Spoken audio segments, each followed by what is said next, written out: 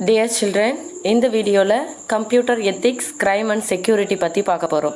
ஓகேப்பா, கம்ப்யூட்டர்ஸ் வந்துட்டு இல்லாத ஃபீல்டே இல்லை. இப்போல்லாம் எல்லா இடத்துலையுமே என்ன இருக்குது, கம்ப்யூட்டர்ஸ் இருக்குது. ஹாஸ்பிட்டல்ஸாக இருக்கட்டும், ஷாப்பிங் மால்ஸாக இருக்கட்டும், அதுக்கடுத்து வந்துட்டு பேங்கிங்காக இருக்கட்டும், எல்லா இடத்துலையுமே ஓகேவா, ஏர்போர்ட், ரயில்வே ஸ்டேஷன், ஸ்கூல்ஸ், எல்லா இடத்துலையுமே என்ன இருக்குது, கம்ப்யூட்டர்ஸ் இருக்குது. ஓகேவா, ஸோ இந்த ஏஜை தான் என்னன்னு சொல்கிறோம் அப்படின்னா ஏஜ் ஆஃப் கம்ப்யூட்டர்ஸ், கணினியின் காலம் அப்படின்னு சொல்லலாம். ஓகேவா, இந்த காலத்தை தான் என்னென்னு சொல்கிறோம், ஏஜ் ஆஃப் கம்ப்யூட்டர்ஸ் அப்படின்னு சொல்கிறோம். ஏன்னா computers are used in education, business, manufacturing, designing, entertainment, research and development, everywhere we are using computers. Okay, so இப்போ வந்துட்டு இது வந்து ஒரு கிரேட் இன்வென்ஷன் அப்படின்னு சொல்லலாம். மிக சிறந்த கண்டுபிடிப்பாக வந்துட்டு எது இருக்குது அப்படின்னா இந்த கம்ப்யூட்டர்ஸ் இருக்குது. ஆனால் இந்த கம்ப்யூட்டர்ஸால் வந்துட்டு நிறைய பேர் என்ன பண்ணுறாங்க அப்படின்னா இதை மிஸ்யூஸ் பண்ணுறாங்க. நிறைய பேர் என்ன பண்ணுறாங்க, மிஸ்யூஸ் பண்ணுறாங்க. ஸோ அதனால தான் நம்ம என்ன பார்க்குறோம் அப்படின்னா computer ethics, crime and security பார்க்குறோம்.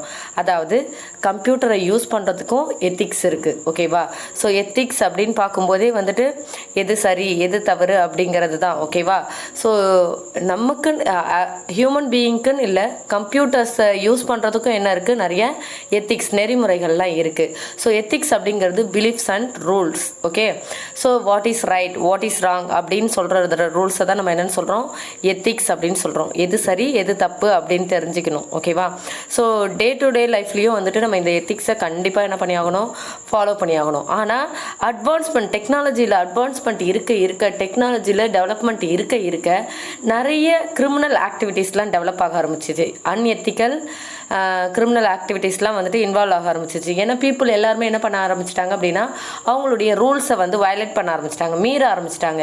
சட்டப்படி நடக்காமல் எல்லாருமே ரூல்ஸை ஃபாலோ பண்ணாமல் நடக்க ஆரம்பித்தாங்க. ஏன் அப்படின்னா first reason money, second reason just for fun. அவங்க வேடிக்கையாகவும் விளையாட்டாகவும் பணத்துக்காகவும் என்ன பண்ணுறாங்க அப்படின்னா இந்த ரூல்ஸை மீறுறாங்க. ஓகேவா, ஸோ நெக்ஸ்ட்டு வந்துட்டு இன்டலெக்சுவல் ப்ராப்பர்ட்டி ரைட்ஸ் பற்றி பார்க்க போகிறோம். ஸோ ப்ராப்பர்ட்டி அப்படின்னா நமக்கு தெரியும். ஸோ இந்த ப்ராப்பர்ட்டிங்கிறது வந்துட்டு யாரோ ஒருத்தவங்க சொந்தமாக வச்சுருக்கிறத தான் நம்ம என்னென்னு சொல்கிறோம், ப்ராப்பர்ட்டின்னு சொல்கிறோம். ஸோ அந்த பர்சனுக்கு வந்துட்டு அவருக்கு என்ன இருக்கும், அந்த ப்ராப்பர்ட்டி மேலே வந்துட்டு எல்லா ரைட்ஸும் இருக்கும். ஓகேவா, ஸோ உங்கள் பேர்லேயே வந்துட்டு வீடு இருக்குது அப்படின்னா அந்த வீட்டு மேலே உங்களுக்கு எல்லா ரைட்ஸும் இருக்குது. ஓகேவா, ஸோ இது வந்து ப்ரொடெக்டட் பை லா. ஸோ இந்த ப்ராப்பர்ட்டி, இந்த லா, இந்த ரைட்ஸ் வந்துட்டு என்ன பண்ணுறோம், நம்ம சட்டத்தின் மூலமாக பாதுகாக்கிறோம். இது எல்லாருடைய உரிமை. ஓகேவா, ஸோ இந்த உரிமை மீறப்படும் போது நம்ம என்ன பண்ணலாம், கோர்ட்டில் அப்ளை பண்ணலாம், கோர்ட்டில் மூவ் பண்ணலாம். ஓகேவா, ஸோ அப்பீல் பண்ணலாம். ஸோ அதே மாதிரி எப்படி ஒரு ப்ராப்பர்ட்டிக்கு சொல்கிறோமோ அதே மாதிரி நம்ம மைண்டில் தோன்றக்கூடிய ஐடியாஸ் அண்ட் தாட்ஸ், நம்மளுடைய கருத்துக்கள், எண்ணங்கள், இது வரைக்கும் யாருக்கும் தோன்றாத ஒரு புது கருத்து, ஒரு புது ஐடியா, ஒரு புதிய தாட் வந்துட்டு உங்களுக்கு வருது அப்படின்னா அதையும் நம்ம லா வச்சு என்ன பண்ணலாம், ப்ரொடெக்ட் பண்ணலாம். இந்த கருத்துக்கு, இந்த செய்திக்கு வந்துட்டு நான் தான் ஓனர் அப்படின்ட்டு என்ன பண்ணலாம், நம்ம வந்துட்டு ரைட்ஸ் வாங்க முடியும். அதை தான் என்னென்னு சொல்கிறோன்னா இன்டலெக்சுவல் ப்ராப்பர்ட்டி ரைட்ஸ் அப்படின்னு சொல்கிறோம். அதாவது literary work, artistic work, invention, discoveries, இது மாதிரியான ஒர்க்குக்கு வந்துட்டு நம்மளுடைய உரிமை பெறுதல் தான் வந்துட்டு என்ன அப்படின்னா இன்டலெக்சுவல் ப்ராப்பர்ட்டி ரைட்ஸ் அப்படின்னு சொல்கிறோம். கிளியரா, ஸோ நம்மள்கிட்ட இருக்கக்கூடிய சொத்துக்கு மட்டும் இல்லை, அசட்ஸ்க்கு மட்டும் கிடையாது, நமக்குள்ளே இருக்கக்கூடிய சிந்தனைகளுக்கும் நம்ம என்ன பண்ண முடியும் அப்படின்னா சிந்தனையும் வந்து நம்ம லா மூலயமா ப்ரொடெக்ட் பண்ணி இதுக்கு நான் தான் சொந்தக்காரவங்க, இது என்னுடைய கருத்து அப்படின்னு என்ன பண்ணலாம், ப்ரொடெக்ட் பண்ணலாம். அதனால தான் மூவிஸ்லலாம் வந்துட்டு ஒரு மூவிஸில் வர்ற டைலாக் இன்னொரு மூவிஸ்லலாம் யூஸ் பண்ணுறாங்க அப்படின்னா they have to get permission. ஓகேவா, ஸோ அவங்களும் வந்துட்டு கரெக்டாக ப்ராப்பராக வந்துட்டு பெர்மிஷன் வாங்கியிருக்கணும். அப்படி இல்லாமல் யூஸ் பண்ணுறாங்க அப்படின்னு நிறைய என்னது வரும், கோர்ட்டில் கேஸ்லாம் நடக்கும், நிறைய ப்ராப்ளம்ஸ்லாம் வந்துட்டு அவங்க ஃபேஸ் பண்ணுற மாதிரி இருக்கும். Clear, next copyright.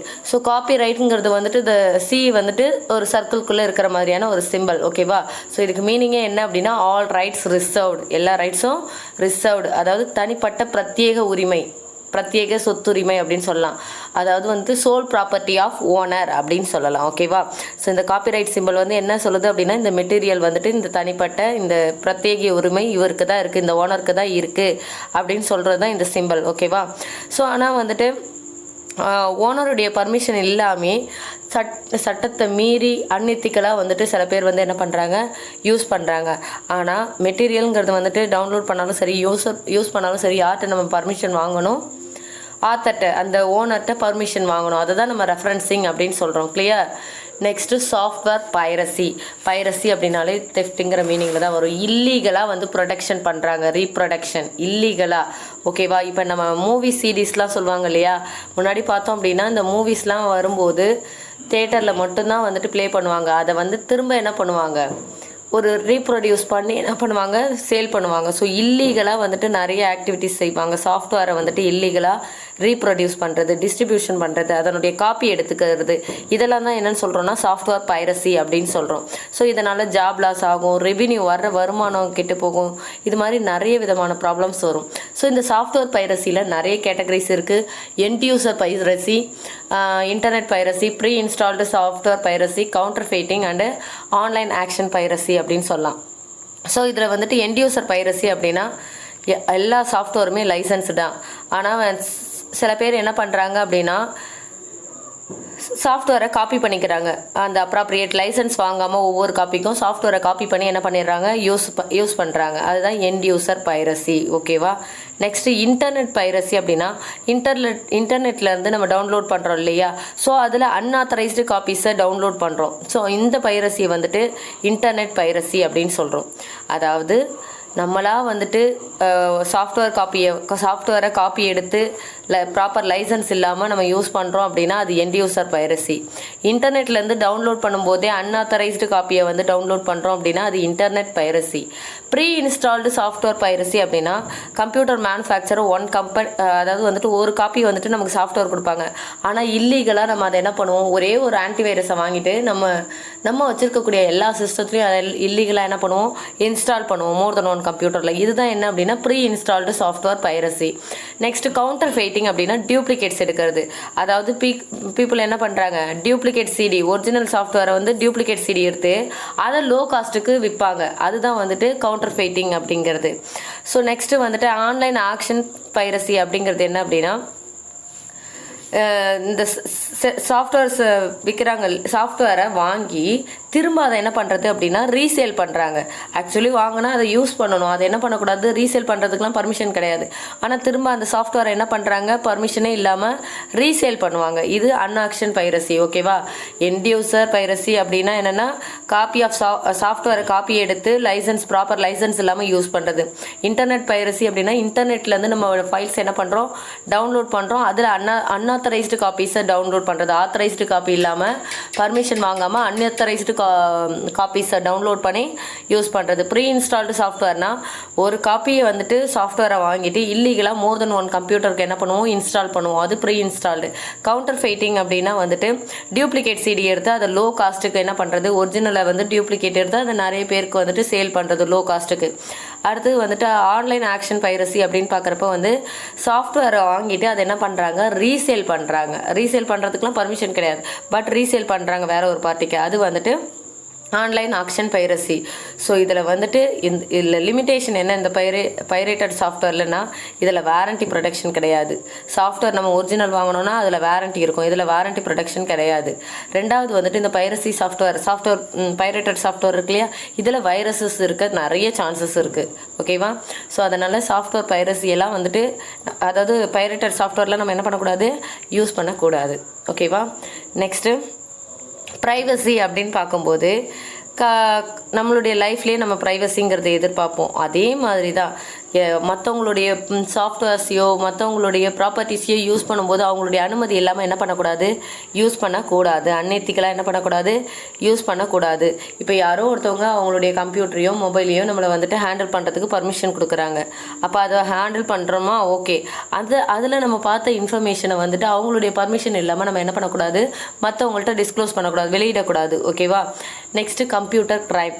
So க்ரைம்ங்கிறது வந்துட்டு வெளியில் மட்டும் நடக்கிறது இல்லை, கம்ப்யூட்டர்லேயும் வந்துட்டு கம்ப்யூட்டர் சார்ந்த க்ரைம்ஸும் வந்துட்டு நிறையவே நடந்துக்கிட்டு இருக்குது. இதில் ஹேக்கர்ஸ், கிராக்கர்ஸ், வைரஸ் ப்ரோக்ராமர்ஸ், பிரீச்சர்ஸ் அண்ட் இன்ஃபர்மேஷன் வேரியர்ஸ்னு நிறைய விதத்தில் வந்துட்டு கம்ப்யூட்டர் க்ரைம்ஸ் வந்துட்டு நடந்துக்கிட்டு இருக்குது. இவங்களாம் தான் வந்துட்டு இந்த கம்ப்யூட்டர் க்ரைம்ஸ் பண்ணுறவங்க. ஸோ இதில் ஹேக்கர் அப்படிங்கிற பர்சன் என்ன பண்ணுவாங்க அப்படின்னா சிஸ்டமை வந்துட்டு, அதாவது மற்றவங்களுடைய சிஸ்டத்தை என்ன பண்ணுறாங்க, ஹேக்கரும் ஒரு பர்சன் தான். அவர் என்ன பண்ணுறாரு, மற்றவங்களுடைய சிஸ்டத்தை பிரேக் பண்ணி உள்ளே போயிட்டு என்ன பண்ணுறாரு, இல்லீகலாக அங்கே இருக்கக்கூடிய இன்ஃபர்மேஷனை அக்சஸ் பண்ணுறாரு. இதனால் அந்த கம்பெனிக்கும் அதாவது கம்பெனிக்கும் பெரிய பாதிப்பு இருக்காது, சிஸ்டமுக்கும் பாதிப்பு இருக்காது. ஆனால் நம்ம வந்துட்டு இன்னொருத்தவங்க சிஸ்டத்தை இல்லீகலாக பார்க்குறோம் அப்படின்னாலே அது ஹேக்கிங் தான். ஓகேவா? அதுதான் ஹேக்கர்ஸ். இது இல்லீகல், அன்எத்திக்கல். ஸோ இதனால் யாருக்கும் பெரிதாக பாதிப்பு இருக்காது. கிராக்கர்ஸ் என்ன பண்ணுறாங்க அப்படின்னா, அதே மாதிரி இவங்களும் பர்சன் தான் என்ன பண்ணுறாங்க அப்படின்னா, மற்றவங்க சிஸ்டத்துக்குள்ளே ஹேக்கர் மாதிரியே வந்துட்டு என்ட்ராகி அங்கே இருக்கக்கூடிய பாஸ்வேர்ட்ஸு, முக்கியமான ஃபைல்ஸு, ப்ரோக்ராம்ஸ் இது எல்லாத்தையும் திருடிட்டு என்ன பண்ணுறாங்க அப்படின்னா, சம் அதர் பீப்புளுக்கு, அதர் கம்பெனி பீப்புளுக்கு என்ன பண்ணுவாங்க, பணத்துக்காக வித்துடுவாங்க. அவங்கள தான் நம்ம என்னன்னு சொல்கிறோன்னா கிராக்கர்ஸ்னு சொல்கிறோம். இவங்களால நிறைய ஃபினான்ஷியல் டேமேஜஸ் அந்த கம்பெனிக்கு இருக்கும். புரியுதா? ஹேக்கர்ஸ்க்கும் கிராக்கர்ஸ்க்கும் என்ன டிஃப்ரென்ஸ்னு புரியுதா? ரெண்டு பேருமே இல்லீகலாக மற்றவங்களுடைய சிஸ்டத்தை என்ன பண்ணுறாங்க, சிஸ்டத்தில் வந்துட்டு பிரேக் பண்ணி உள்ளே என்ட்ராகி இல்லீகலாக அக்சஸ் பண்ணுறாங்க. ஹேக்கர்ஸ் வந்துட்டு ஜஸ்ட் அந்த இன்ஃபர்மேஷனை மட்டும் பார்த்துப்பாங்க, இதனால் பெரியதாக டேமேஜ் தெரியாது. கிராக்கர்ஸுங்கிறவங்க என்ன பண்ணுறாங்க அப்படின்னா, இல்லீகலாக சிஸ்டத்தை அக்செப்ட் பண்ணி அங்கே இருக்கக்கூடிய பாஸ்வேர்டு இதெல்லாம் திருடிடுவாங்க, அங்கே இருக்கக்கூடிய இன்ஃபர்மேஷன் ஃபைல் எல்லாத்தையும் திருடி மற்ற காம்படிட்டிவ் கம்பெனிஸ்லாம் இருப்பாங்க இல்லையா, அவங்களுக்கு அதை விற்று பணம் சம்பாதிப்பாங்க. அது மாதிரி உள்ளவங்கள கிராக்கர்ஸ்னு சொல்கிறோம். Next computer security. ஸோ கம்ப்யூட்டரை வந்துட்டு செக்யூராக வச்சுருக்கிறது அவசியம். ஏன்னா இந்த கம்ப்யூட்டரை நம்ம கரெக்டாக ப்ரொடெக்ட் பண்ணல அப்படின்னா இதனால் நிறைய தெஃப்ட் நடக்கும், நிறைய அன்ஆத்தரைஸ்டு அக்சஸ் நடக்கும். முன்ன பின்ன தெரியாதவங்க அதை யூஸ் பண்ணி முக்கியமான டேட்டாவெல்லாம் டெலீட் பண்ணுறதுக்கோ அல்லது அதை திருடி மற்றவங்களுக்கு விற்கிறதுக்கான பாசிபிலிட்டிஸ் நிறைய இருக்குது. ஸோ கம்ப்யூட்டர் டெக்னிக்கை யூஸ் பண்ணி என்ன பண்ணணும், நம்மளுடைய கம்ப்யூட்டர்ஸை ப்ரொடெக்ட் பண்ணணும். நிறைய பேர் வந்துட்டு விதி மீறி வந்துட்டு நடக்கிறாங்க. ஸோ இப்போ வந்துட்டு ஃபார் எக்ஸாம்பிளுக்கு டிசாஸ்டர் வருது அல்லது இது மாதிரி டிசாஸ்டர் டைமில் ஒரு பேரழிவு வருதுன்னா அதனால் கம்ப்யூட்டர் வந்து என்ன ஆகும், டேமேஜ் ஆகும். ஸோ இதனால் இண்டிவிஜுவல் யூஸரும் சரி, ஆர்கனைசேஷனும் சரி அதிக அளவில் பாதிக்கப்படுவாங்க. இந்த மாதிரியான டேமேஜால் என்ன ஆகிட போகுது அப்படின்னா, கம்ப்யூட்டர் தானே போனால் போது இன்னொரு கம்ப்யூட்டர் வாங்கிக்கலாம் அப்படின்னு நினைக்க முடியாது. நம்மளுக்கு வர வேண்டிய வருமானம் லாஸ் ஆகும், loss of revenue, data, important data எல்லாம் லாஸ் ஆகும், ப்ரொடக்டிவிட்டி, அதனால் ப்ரொடக்ஷன் ரிடியூஸ் ஆகும். ஸோ இது மாதிரி பேங்க்ரப்சி வர்ற அளவுக்கு, அதாவது அந்த இன்ஸ்டிடியூஷனே திவால் அதுக்கு சான்ஸ் ஆகிற அளவுக்கு என்ன இருக்குது அப்படின்னா பாதிப்புகள் ஏற்படும். ஓகேவா? ஸோ இந்த கம்ப்யூட்டர் செக்யூரிட்டி மீறுது இல்லையா, தடைபடுது இல்லையா, அதுக்கு என்னென்னலாம் இருக்குது அப்படின்னா hardware, software, network, natural disaster சொல்லலாம். ஹார்ட்வேர் அப்படிங்கிறது வந்துட்டு கேபிளோ, மோடம், ஃபோன் லைன்ஸ் இது மாதிரியான ஹார்ட்வேர்ஸ் வந்துட்டு ஏதோ ஒரு பாதிப்புக்குள்ளாகிறது தான் வந்துட்டு ஹார்ட்வேர் பிரிட்ஜஸ் அப்படின்னு சொல்கிறோம். சாஃப்ட்வேர் வந்துட்டு software breaches include computer virus, password cracking, இதெல்லாம் இந்த கம்ப்யூட்டர் வைரஸால் அஃபெக்ட் ஆகும். பாஸ்வேர்டை நம்மளோட ஸ்டீல் பண்ணுறது, இது மாதிரி ஹேக்கர்ஸ் இன்வால்வ் ஆகிறது, இதனால் சாஃப்ட்வேர் அஃபெக்ட் ஆகும். நெக்ஸ்ட்டு நெட்வொர்க் அப்படின்னு பார்க்கும்போது டேட்டா அண்ட் இன்ஃபர்மேஷன்லாம் ஷேர் பண்ணும்போது அதை வந்து இல்லீகலாக பீப்புள் வந்துட்டு என்ன பண்ணுறாங்க, ட்ராப் பண்ணுறாங்க, நம்மளுடைய இன்ஃபர்மேஷன் அக்சஸ் பண்ணுறாங்க அப்படின்னா அது வந்துட்டு நெட்வொர்க்கில் ப்ராப்ளம் வரும். நெக்ஸ்ட் வந்துட்டு நேச்சுரல் டிசாஸ்டர், இயற்கையாகவே வந்துட்டு ஹரிகன்ஸ், எர்த்குவைக்ஸ், ஃப்ளட்ஸ் இது மாதிரிலாம் வருது இல்லையா. ஸோ இந்த மாதிரியான விஷயங்களால் வந்துட்டு செக்யூரிட்டி வந்துட்டு பாதிக்கப்படும். So hardware, software, network, natural disasters இதெல்லாம் வந்துட்டு செக்யூரிட்டி வந்துட்டு என்ன ஆகுது, அஃபெக்ட் ஆகுது. ஸோ அந்த செக்யூரிட்டி பிரிட்ஜஸை குறைச்சி என்ன பண்ணணும் அப்படின்னா செக்யூரிட்டி கண்ட்ரோலை வந்துட்டு இம்ப்ரூவ் பண்ண வேண்டியது அவசியமாக இருக்குது. ஸோ கம்ப்யூட்டர் செக்யூரிட்டிங்கிறது வந்துட்டு ரொம்ப முக்கியம்.